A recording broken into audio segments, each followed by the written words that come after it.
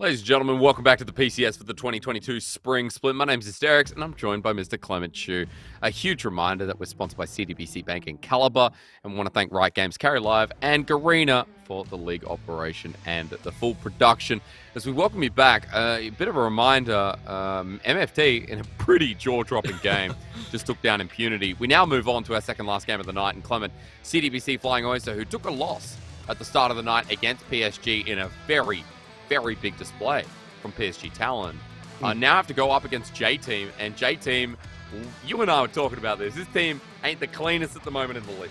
They definitely are. They just suffered a 1-win, 1-loss day yesterday, and the games were very back and forth. They weren't able to hold on to clear leads in either of those games. So for me, this is a good litmus test to see if this J-Team can actually have a better grasp on how to do objective team fighting. That has been so far the biggest weakness we have seen from this team. When they have won, it's just been domination from Kongra and Uniboy. Their mid jungle is definitely top notch. But when it comes to the full 5v5, they look incredibly disjointed. It looks like nobody knows where they should be. Nobody knows if they should be going in or backing out. And that also extends to the compositions. The last time they played against CTBC, they had this Poppy that needed to engage that simply didn't do much. So we will see if they have a clearer identity or if they are just going to just double down on mid jungle. And I will point out that, you know, I think Driver's been a bit of a surprise for me. He's definitely at the start of the split. I wasn't too fond of him. I didn't really look at him, but now he's having some pop-off performances, but more further to the point you were just saying. You know, watching Driver pop off in the early game, but then, that communication doesn't come through.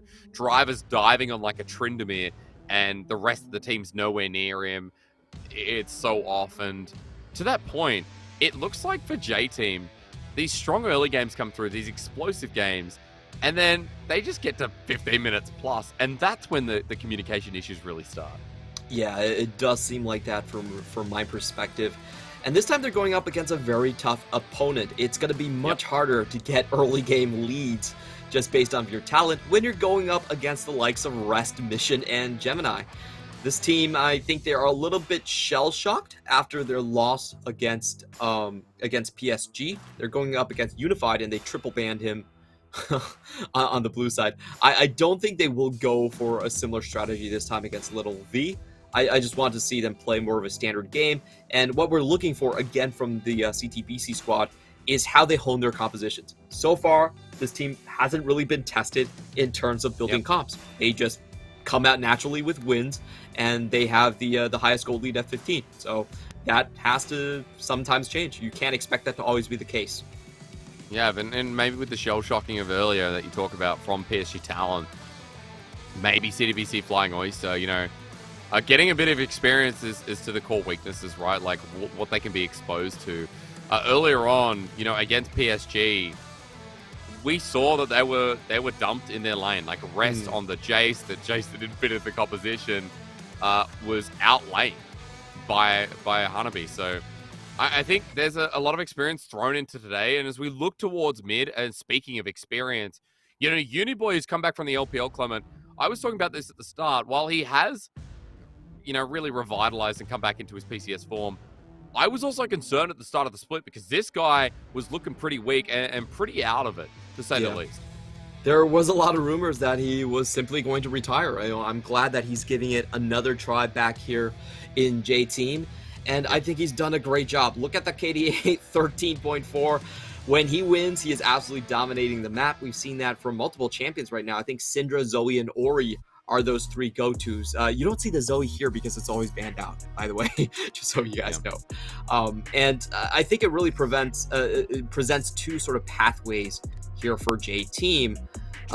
In my mind, I actually want to see them play a more tempo-based game. The reason I'm saying that is when you're always playing tempo, it's about taking risks and going forward. And I think that's just kind of been the biggest weakness for J-Team in the past splits. They're way too passive. They don't take opportunities when presented, and they just kind of let things slip by. So I personally will want to see Uniboy kind of lead the charge and change the team dynamic. Again, you know, my experience from watching him in the LPL was like, well, he was very passive as a laner against all these mid laners in the LPL that seek out priority. And so coming back through here, I feel like those lessons learned over there would help him out a lot. So Clement, as we go into pick ban, again, 12.4 folks, Renata is enabled. Haven't looked at it at all tonight. And I get a feeling we just might not. As we look at pick ban, it's looking pretty standard. Mr. Clement Chu. Not a big surprise when Enzo and Lil V want to just go for a strong 2v2 again. Yeah, I totally agree with this one. It's pretty interesting for me to see in the draft that Uniboy is actually the one shying away from Mission. Banning away 2 of those very strong Mission picks. Mission is also known for the Orianna and the Syndra here. CFO, I think both teams right now setting up for more teamfight centric teams, but that Kongyue Lee Sin is the pick that I'm really looking forward to. It does lead towards a lot of potential to play a very strong mid laner as well. Not the Poppy. Yes, please no Poppy, please. Not the Poppy, Clement. It's all right. You know, you and I talking before we go live. But yeah, it wasn't great. Lee Sin is a very strong early game jungle, so it will lead Uniboy to potentially just go for a Zoe and dominate the game that way. That'd be nice because, you know, we've already got a mid lane ban. The Galio comes out. So maybe expecting Driver to pick up something like the Camille on the top side. Support bans here for Koala going up against the Nautilus. We know Leona's still open and available. You guys in the PCS loving this pick at the moment. And I kind of want to see if they ban away the Zoe, because if it looks predictable here with a strong 2v2 for CFO, I was trying to ask this to you earlier. Their drafting ability, you know, we haven't really talked much about it and the quality of it. Seeing as earlier, it was a bit of a blunder up against PSG Talon.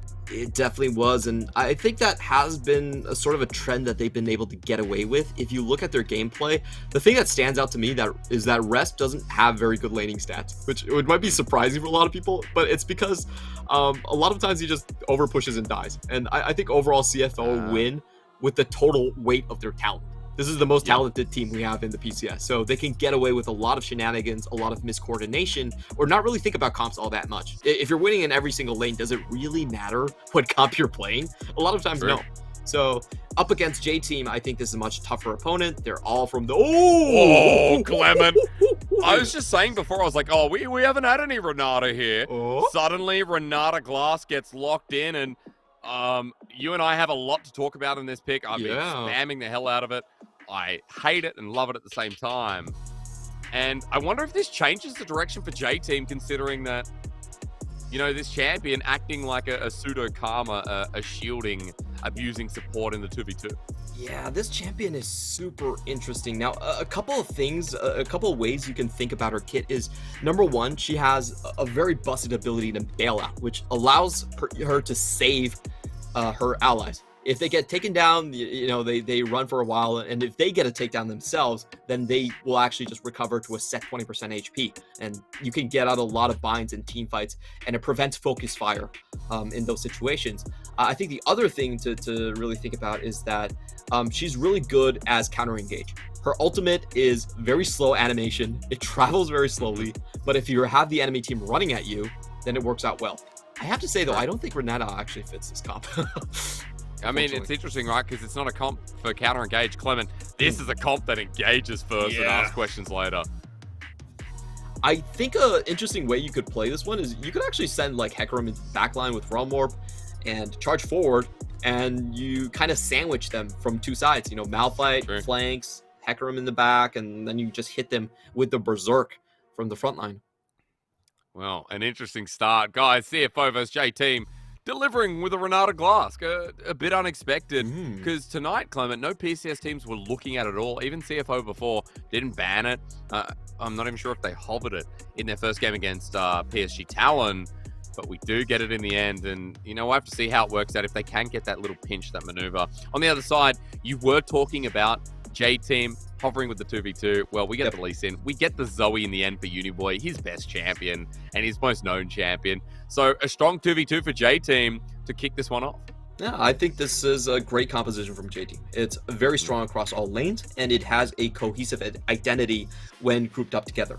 The only part that is a little bit worrying is how are they going to get away from these 5v5 situations? They are trying to set up siege against a Malphite, which is very deadly. And there's a ton of engage on the side of J-Team. So the way I see this game going is that J Team, they should win out in lane, but when they siege, they have to be extremely careful in their split-second decision-making, and they also need quite a bit of padding. I feel like they need to come out of the lane rather far ahead to ensure that even if they lose a big team fight, even if their siege gets broken, they still have enough of a cushion to go back into the game and do more damage. Okay, well, I'll be looking for it. Clement, running into this, we're going to be talking a lot about drafts in this one because Renata debuts in the PCS. You have not had one yet. This is your very first. It's airy taken and looks like a standard rune set here. Again, talking about a pseudo karma, there's a lot of differences in there, a lot of niche differences too. And you and I were kind of talking about lanes that she sucks with at the moment. What do you think about the Tahm Kench lane?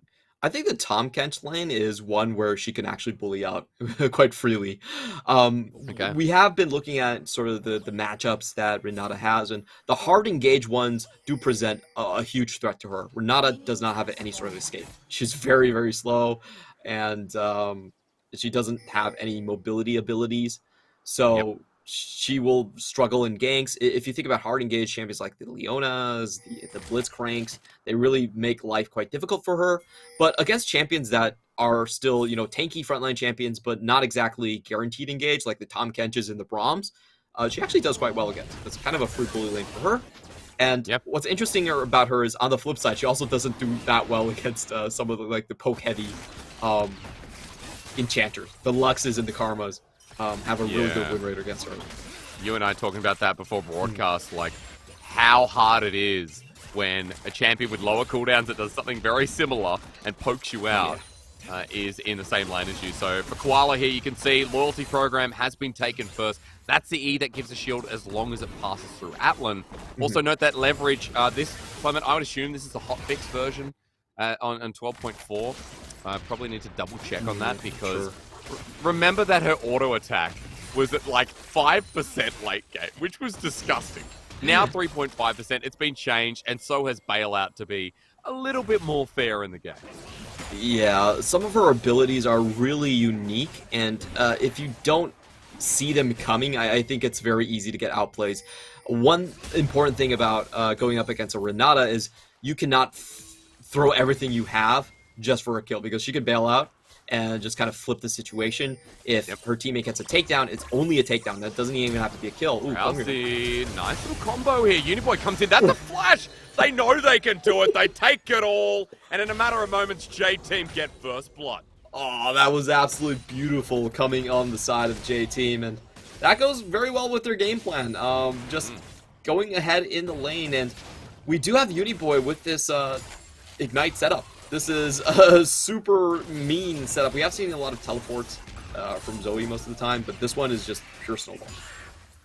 God, I love it. You talked about the mid 2v2. Now, Clement, a bit of a snowballing effect needed from J-Team here. This is the perfect way to get it started.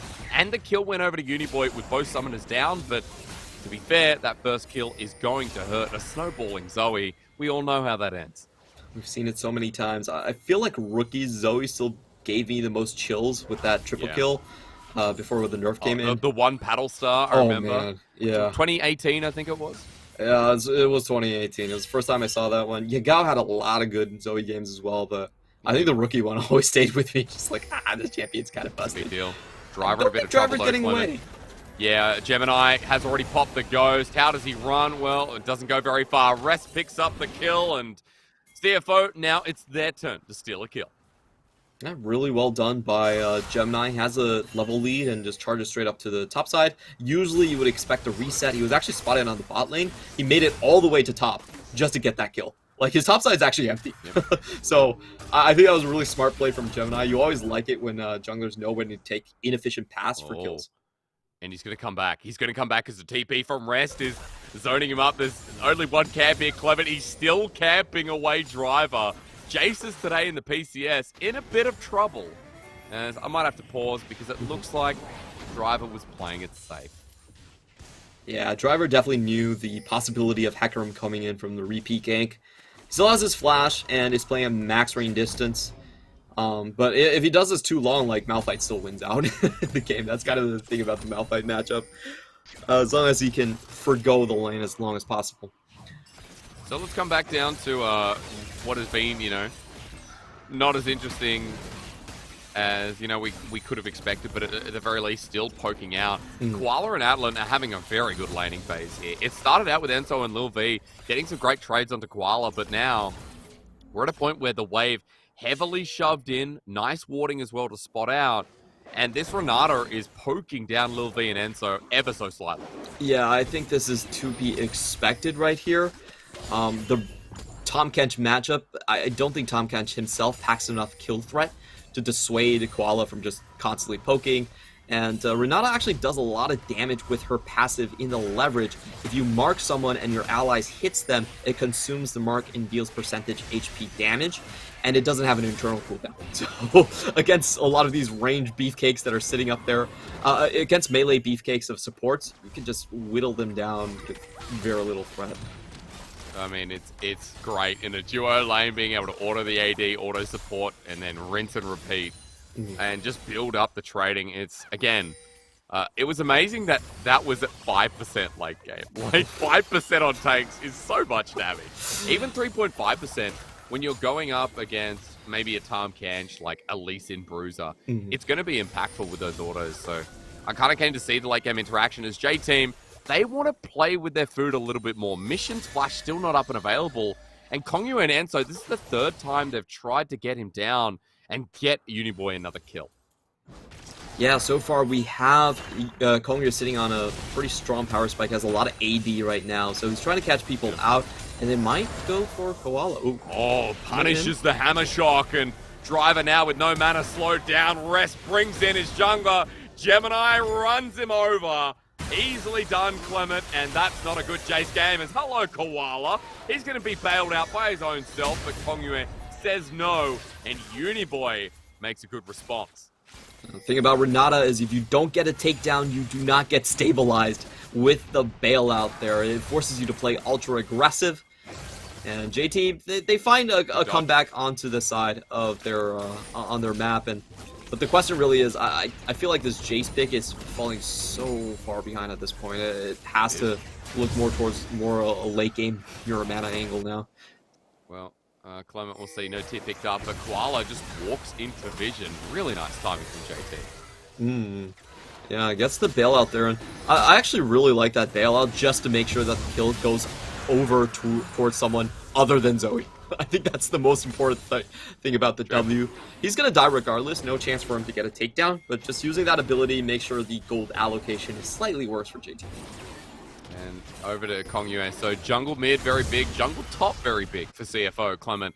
Gold is dead even, and this feels like, I think with the games we've seen today, bar the PSG games, this looks like the most competitive one so far. Yeah. We have conditions that are obviously being played towards. The Jace being kept down, the Mirror Mana late game condition you said now has to be played towards even more. But bottom lane for CFO, definitely a bit of a focus lane here as they are doing so well in the 2v2. The turret plating available here, amounting to just about 3. Oh, that's so much damage. That's what you can do with the Crescendum going in there. Oh, get the handshake. Handshake, but oh no, Atlan has to ult. Bailed out though. He's gonna die, but it doesn't matter. Maybe it does. Okay, maybe it does. He already got the reset. He's gonna drop down. And I was like, damn, if Koala did that a little bit later, it could have been a different story. Yeah, they get every summoner from the side of J-Team right there, and unfortunately I feel like Atlan, if he actually just flashed a little bit earlier, he might have been able to completely outplay that situation. Never mind though, they still get a ton of gold off of that. They get the kill onto Lil V, so still a massive positive for CFO. Yeah, I mean, look, he gets the kill too. While Lil V goes down, it is only Enzo who gets the trade kills, so where the gold was spread is important, but even more important, that plating was set up for another one to fall down very shortly. And J-Team, their response is going to be the Herald to Clement. It's going to come back to me asking you where this should go, and you're going to tell me mid, aren't you? I am going to tell you mid. That's a surprise. Yeah. I feel like mid lane just allows Zoe to snowball. Like, whenever you have a Zoe, you always want her to snowball. And I think that's, like, the main complaint of Zoe after all these splits is the game really is about her. Like, if she's on the map, it's really about her. Like, if she gets fed, nothing the other team could really do at this point. So I do expect the Herald of them to find an opportunity there. In the meantime, these fights have been going very close for CFO. I think they will be looking to take up this Drake positioning and try to get more out of this lane that's been constantly pushed in. Ooh. Good rune prison though, and Drowsy's going to come through, but ult just before, flash stolen away by Uniboy. Used his own fails it over the wall. Oh no, got the movement speed, but now Kongyue gets the counterplay. Uniboy just waiting for Gemini to get his next charge, and he's got it, but the troll bubble again. Portal jump buying time, he's alive! Battlestar works, he's alive! Uniboy lives! He had all 3 charges of the Chaos Corrupting Potion there, so he just pops them one by one and slowly waltzes out of there. The frustration of playing Zoe on full display. Even when the Zoe misflashes, she still gets out of it. I can't believe that happened. Clement, imagine being the Hecker, imagine being CFO here.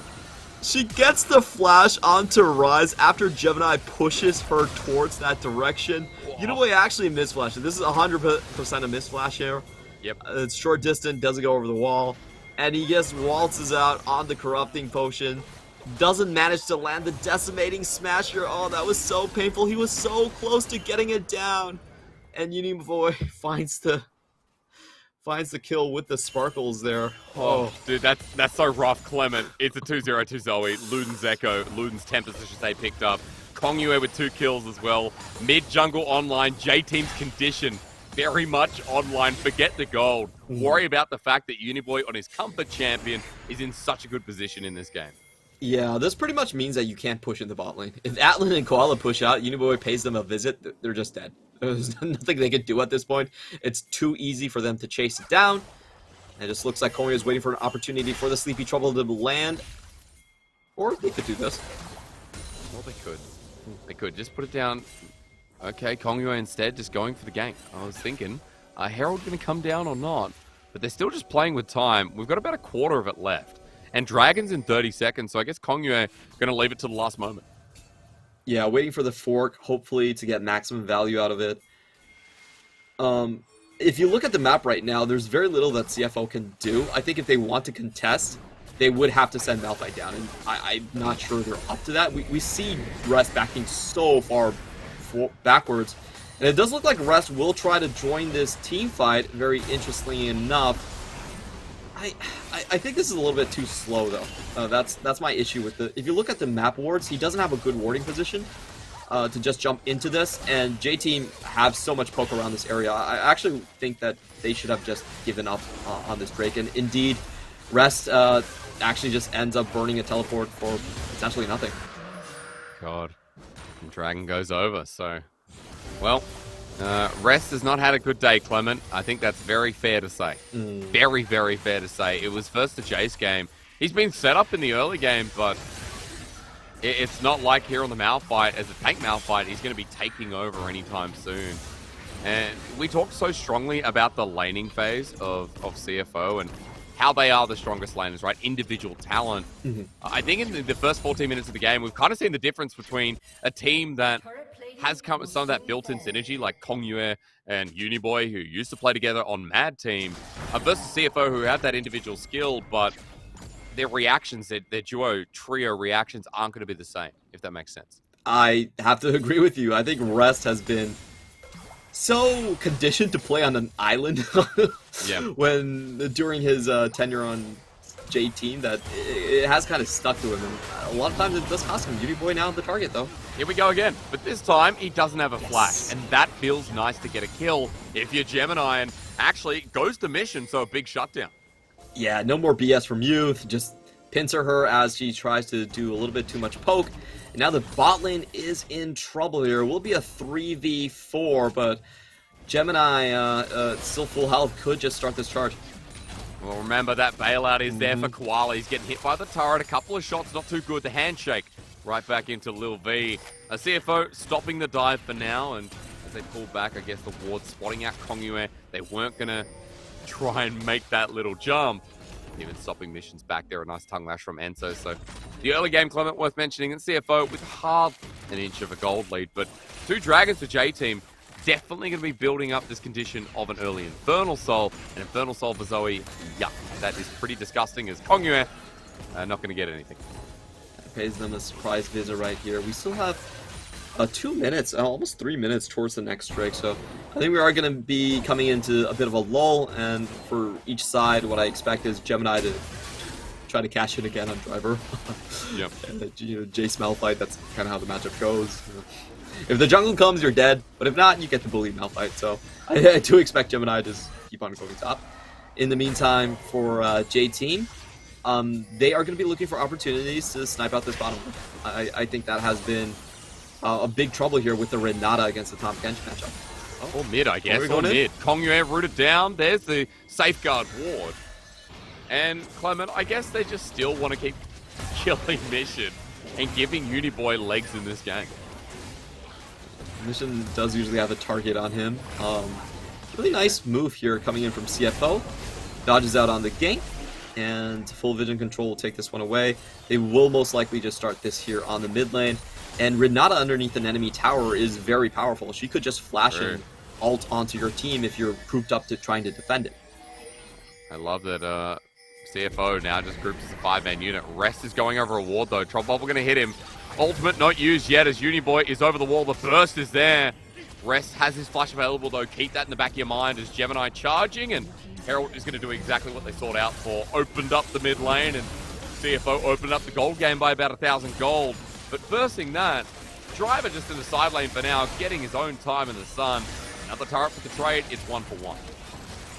Yeah, this is definitely a very strong sequence of events coming in from CFO. Kill into Herald, into mid lane tower. So, for me, this game is slightly tilting over towards CFO's favor. I have said this again, I feel like for J-Team's comp, they actually need a pretty sizable lead in the mid game in order to set up Siege. And now the condition where they're losing their side lane towers, they don't have their mid, it just means that there is a lot more room for CFO to set up flanks and to just realm morph someone to their back line and just completely kill off the composition. CFO are... Oh, yeah, they just have great engage. I was going to say to you, and I think that's another important point of that into why J-Team need that lead. We know what Zoe is capable of with elongated lanes, right? And having the mid lane turret there this late, Clement, having no vision control.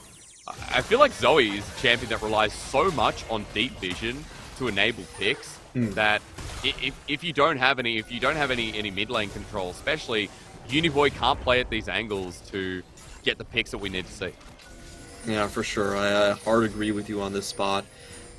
They do have a bit of a vision advantage here, though, so we could potentially see picks, and I really like what CFO are doing. They're keeping their takes in the front line. Right now, Malphite taking damage doesn't really bother them that much. And Gemini is revving up for the play. Looks like CFO will just try to push in mid before coming down here. I mean, J-Team already starting the Dragon. Gemini running in the Unstop Onslaught immediately there. Rampage is out. Malphite already flashed from Lil V. Quick on the trigger. And look at the change back. The bailout from Rest means nothing. At the kickback, the drowsy again. J-Team said, "You walking at me? Where do you think you're going?" I'm going to be walking back at you. I feel like CFO played that a little bit too slowly. If they wanted to full commit to the Drake, they needed to do it earlier. Instead, they were still clearing out the middle part of the map, and that just forced Gemini to lose. I think he lost 80% of his HP before he even saw the Drake. So it was an emergency engage. Once again, CFO just not really on the same page on this one. They just acted so slow that it turned into a desperation fight. And look at that flash coming in from the side of Little V. Dodges out on Rest. Bailout doesn't do anything. Beautiful kick from Kongyue. Gets a 3-man on the back line just to keep everyone in place. And the Renata, I think the Renata just didn't do much that fight at all. I mean, Rest couldn't get a reset here as we look at the damage Uniboy and Zoe. And, we were bagging out J-Team a little bit at the start, right? Yeah. We were talking about how J-Team decision-making's not great. Like, this team can have a good early game, but then it kind of falls apart. When Uniboy and Kongyue are in control, it's an exception to the rule. I think we were talking about how when they find leads, when the 2v2 is very strong like it is in this game, then J-Team have a lot of legs to stand on, and I think the issues are kind of resolved for the game. I would just say, when you give them Lee Sin and Zoe together, you're asking for trouble. You're asking for some really big trouble. This game is interesting because JT actually started out with a handshake of just like, banning Orianna and Syndra themselves. And CFO still was like, oh, Syndra's banned? It's okay if we give them Zoe. We don't have any champions that go well against Zoe, but we'll still give them. Let's see what happens. So they're getting just completely punched for that. They still have a lot of opportunities to come back into the fight, but they need to pick their spots. The big thing is about when J-Team actually sets up siege on some of these towers, especially the mid lane tier 2 tower is the most dangerous one to siege. You have both the left side of the map and the right side of the map that you could have a Malphite just flying at you or a Hecarim just flying at you. So I think that's the tower where most of the fireworks are going to fly. Getting that big Malphite ulti, people like Lil V, Uniboy, but then if you find those as picks, Enso on the Tahm Kench, always something to negate that fact. So for Rest, feels like a pretty hard game. And, for CFO, Clement, again, let's come back because we did talk about the scaling element. We talked about J-Team needing a bit of a sizable lead. I will also say that an Infernal Soul coming up next is a great way to force CFO into their space, but more importantly, to bridge this game wide open at the 23, 24-minute mark. For sure. Getting a double Infernal on this one would hurt quite a bit. It means that you have to spend a lot less time poking because you do so much more damage. And those rotations really count at some point. We haven't seen CFO actually mount a successful 5v5 engage, so that's what I'm going to be looking for.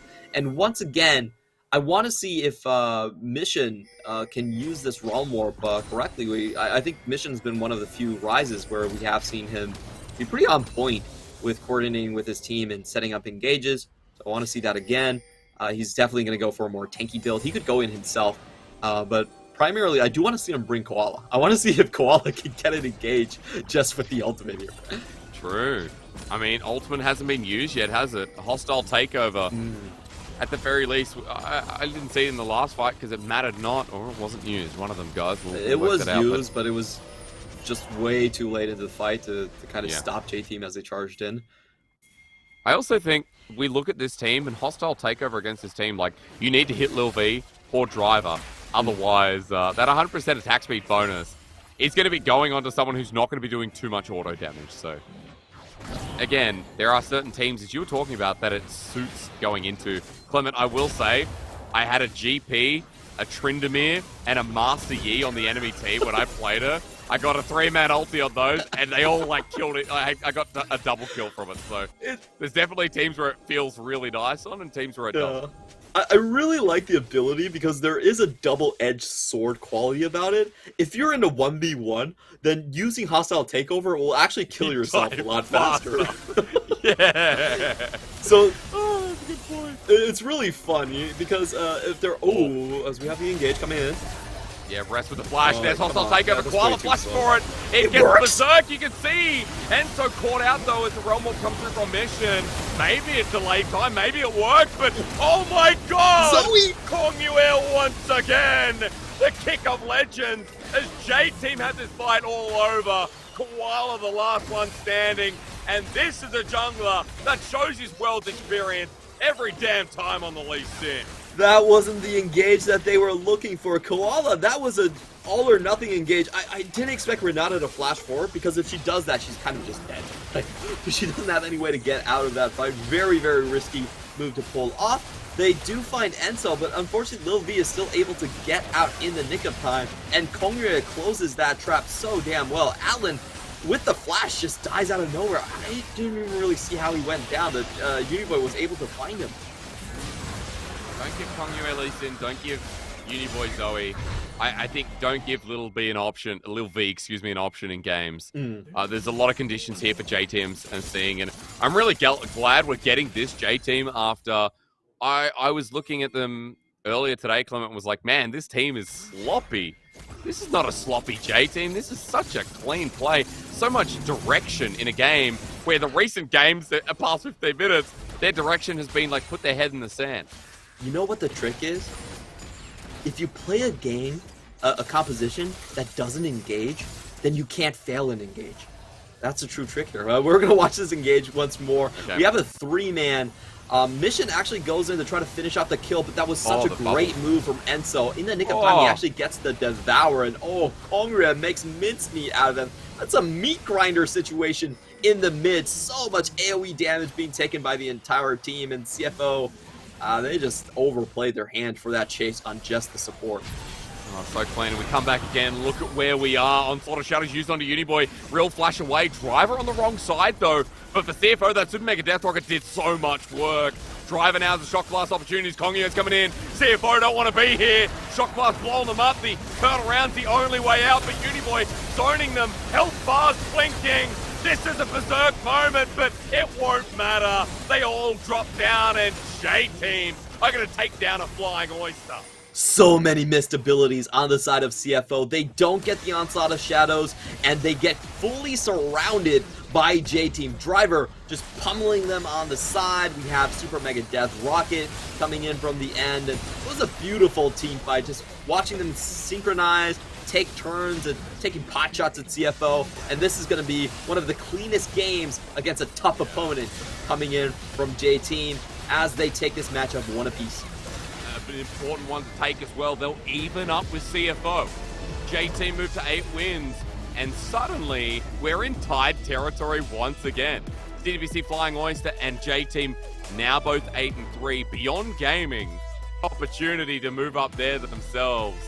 The PCS keeps tying up after it unravels itself, and after J-Team's impressive performance there, like, I'm really rethinking it. This is a great look to a team that in yesterday went 1-1 and almost didn't win any. Yeah, this is so weird. It seems like the mid-season lull has kind of hit CFO, and they're facing some harsh realities here. I feel like the other teams have built up their synergies to the point that they can overcome CFO's natural talent advantage in some of these lanes. And unfortunately, I think this game, they had a very strong identity in just engage and repelling the siege. I don't think their draft was honestly that bad at all, but the way they played a lot of these fights was honestly just kind of atrocious. Like the Drake fight, where they had Gemini run in, lose most of his HP, instantly die. That didn't work out for them. And in this fight, I think they had a good chance to come back, but look at just how many of these abilities don't work out for them. They don't find the engage with Gemini, they don't find anyone with the Realm Warp, and they're just stuck holding on to Rest alone, and at this point, their composition doesn't have enough damage. Their only damage source is on Atlan, and so with a clutch Devour once again, keeping Little V alive, and you can see in this game, it's Kongrya has absolutely the right target here. He just flies onto Atlan and makes sure he can't do anything. I mean, look, nice to see the Renata, but at that point in the game as well, on top of that, unfortunately, Koala wasn't able to do anything because the fights are already done and dusted. The hostile takeover, that last one, did a lot of damage, but again, J-Team already picked their angles, squashed them in, and it's sad to see because for CFO, we talked a lot about how that game would get rolling. In that game, Gemini picked top lane. He picked Rest, and he decided to double down on this Malphite. Meanwhile, for J-Team, Uniboy was getting ahead. The mid 2v2 was hard on Mission. The Rise fell behind. Was never able to Realm Warp proactively, it felt like. One play towards the bottom lane, Clement, wasn't actually enacted because Kongrya already reset and made his way back down bot. So I feel like jungle difference has a lot to do with this game, but I also think where J-Team put the eggs into their basket was obvious, and CFO weren't about countering it. They wanted to go a different direction. Yeah, I feel like if you think about the early game from CFO, they actually did a lot of correct things. They had Atlan winning his lane. That's not always going to be the case for them. They had top lane winning, and they got mid lane tower down first. So if you look across the map, they actually had leads, very sizable leads all across the board. And the problem with them is just they just mishandle the objective fights way too hard. And I feel like the fight in mid lane, Renata flashing forward to catch someone, it should not be your engage strategy. I think that was terrible for them. It was very telegraphed. In the end, Enso still got the Devour on Lil V, which was absolutely clutch. If I think there was an MVP in this game, it would either go to Kongrya or Enso for me. Yep, agreed. I think both deserve it. Enabling Uniboy, and again, like, I've been really hard on Uniboy because I watched him on LGD. I watched him on V5. He was one of the worst mid laners in the LPL. It's not True. me being harsh. It's actually me being generous. I think he could have been bottom 2. But coming into the PCS, like, he has so much talent, and it feels like he's a lot more comfortable here. And he has kind of moved into the league a bit better. With Kongyue, once again, you can see that synergy still exists, Clement. You can see that old Mad Team mid-jungle duo still has its flares, man. And they're a really exciting team to watch. And again, I think J-Team, with comps like this and playing towards their strengths of mid-jungle, can be really fun to watch again. It definitely can be, and I feel like J-Team, for them, engaging has always been the most difficult part. If they can just play more poke like this, I really want to see just Uniboy go on the Corki. Because I know what the issue with J-Team is. We've seen it so many times. And Kongyue is going to get the MVP. There were so many good plays coming out of him. Just closing up the gap and killing the enemy AD carry pretty much by himself multiple times in these team fights. Sticking onto Atlan because he was essentially the only damage source is what allowed these sort of walkover team fights to appear from J-Team. 15 kills in participation there. You can see 83% of the kill participation of the game. It's an impressive stat because Kongyue was always everywhere. Kongyue with his kicks, man, that second last one, Clement, that was sexy. Like that 3-4, I think it was a 4-man in the end. Insane from Kongyue here on the Lee Sin. A notable name globally and one that, you know, people want to see on the world stage again. So for J-Team, it's a really good look. Now, the biggest shame is always that only one team can go to MSI, and you have a lot of competitive teams this time. I've been watching PCS for this split, Clement, and I have to say, I like what I see. J-Team impressing us. CFO taking their second loss of today. 0-2. One against PSG, one against J-Team. They're really, really big losses here, but we're going to leave it on that because next we go to Beyond Gaming versus Deep Cross Gaming, their first time playing today, and I'm just excited with the draft coming up for our final match of the PCS night. So much.